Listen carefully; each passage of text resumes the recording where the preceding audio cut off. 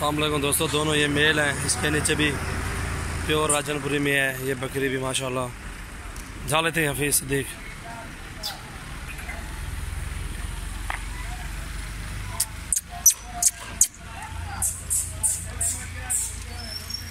इस बकरी का भी माशाल्लाह 4 मास हुआ है।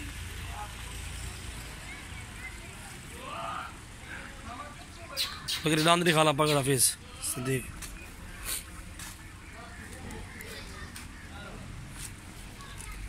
कितनी रंधे जे 1 2 3 4 5 6 7 8 थी गए। दांतों में 8 है माशाल्लाह। अच्छी, बहुत अच्छी चीज़ है, ज़बरदस्त चीज़ है।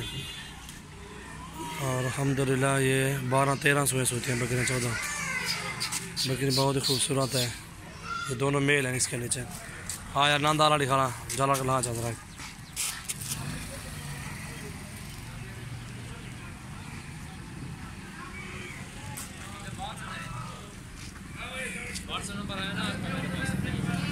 पकड़ पकड़ पकड़ और देवा ना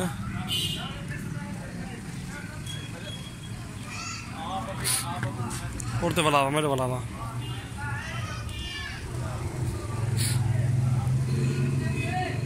छोड़े छोड़े छोड़े छोड़े फिर जरा छोड़े छोड़े वजाने दूध पीवाने। चल चल चल चल चल बकरी दूध पकड़ खड़े